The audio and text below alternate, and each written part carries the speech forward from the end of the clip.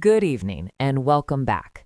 If you are just joining us, what unfolded in today's Senate hearing was not just a heated exchange, it was a revealing look into how foreign policy, presidential power, and personal financial interests can collide in ways that raise serious questions for American democracy.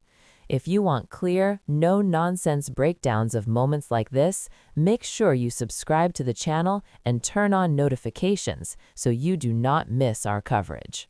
Senator Van Hollen. Thank you, Mr. Chairman. Mr. Secretary, I want to discuss corruption in the White House and its intersection with our foreign policy. The President and his family have used the office of the presidency to pocket $1.4 billion plus since he was sworn in.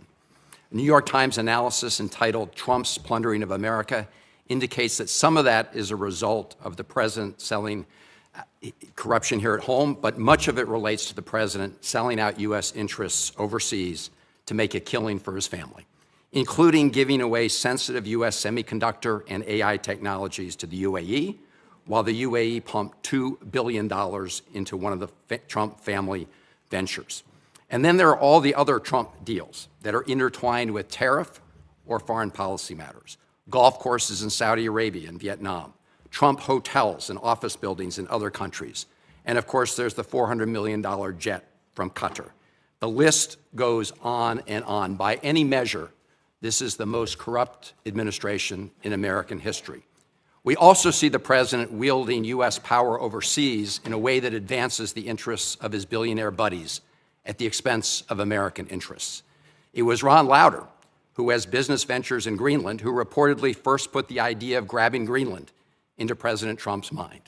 And in the case of Venezuela, President Trump has said he talked to oil executives about toppling Maduro and going into Venezuela before anyone in Congress knew. We know that in President Trump's mind, deposing Maduro was not about stopping the flow of fentanyl or drugs in the United States.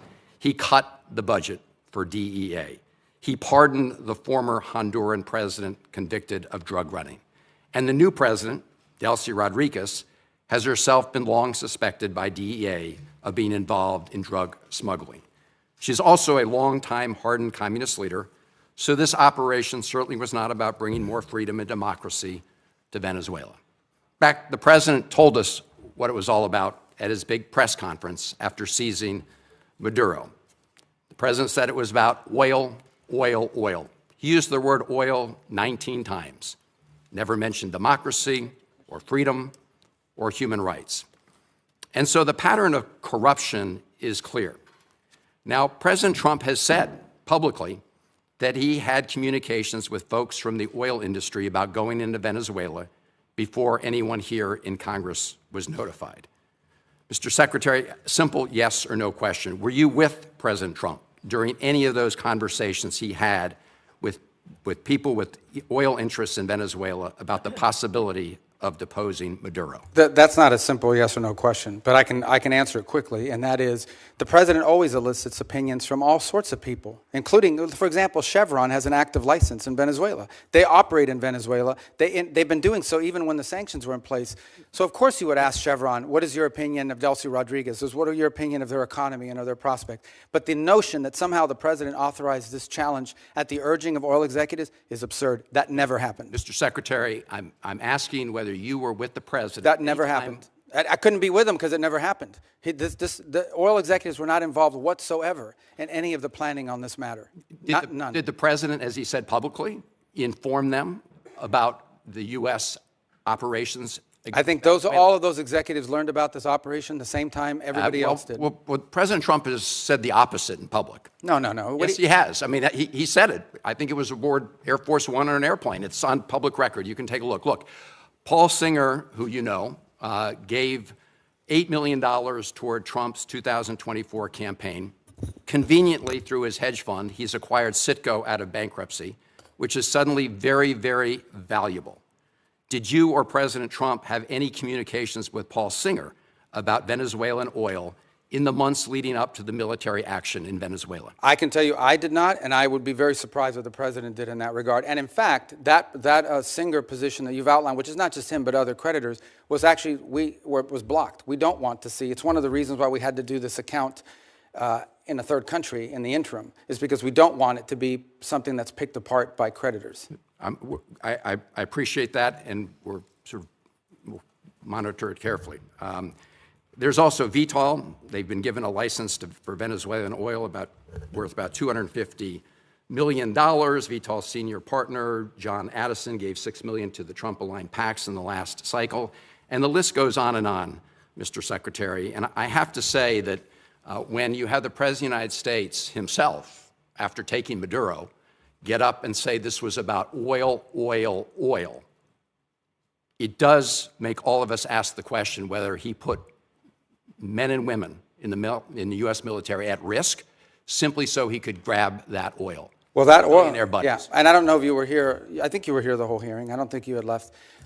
Number one, the only reason why we use Trafi and Vitol is simply because in the short term, we had to move 50 million barrels of oil that were stuck. And Venezuela needed to turn that into cash so that they wouldn't have systemic collapse. And the fastest way to do it in the short term is for the traders to do it, because that's in the business that they're in. That is not the permanent structure. The permanent structure we want to see is a normal oil industry where it's sold directly. You know, companies have licenses down there, they have an arrangement to pay royalties, and they move the oil directly to their refineries or sell it in the global market, not through middlemen. Yeah. The only reason why they were used in this instance is because we had an acute short-term problem, which is how do we provide funding from their own revenue, not ours, to keep their government afloat. So in essence, we allowed Venezuela to use their own oil to generate revenue to pay teachers and firefighters and police officers and keep the function of government operating so we didn't have systemic collapse. But that system with those traders, that is not the long-term plan here at all.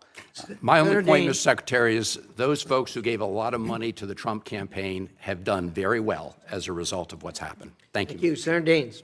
Senator Chris Van Hollen took the floor and immediately framed his questioning around a central allegation that corruption inside the White House is shaping America's foreign policy in ways that benefit the president's personal business interests rather than the national interest. He cited reporting, including a New York Times analysis, claiming that President Trump and his family have taken in more than $1.4 billion since he was sworn into office. According to Van Hollen, a significant portion of those earnings is tied directly to foreign governments and overseas deals that intersect with official U.S. policy decisions.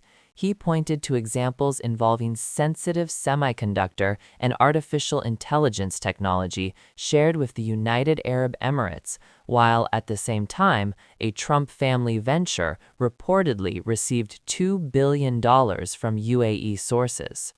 He also referenced golf courses in Saudi Arabia and Vietnam, Trump hotels and office projects abroad, and the highly controversial $400 million jet from Qatar. The implication was clear that these are not isolated business ventures, but part of a pattern where foreign policy decisions and personal profit move in parallel. After the seizure of Maduro, President Trump held a press conference where he reportedly used the word oil 19 times. According to Van Hollen, the president never mentioned democracy, freedom, or human rights. For critics, that moment crystallized their concern that Venezuela was not about values or security, but about energy resources and who profits from them. That context set up what sounded like a simple question for Secretary Marco Rubio. Was he present when President Trump discussed deposing Maduro with oil industry executives?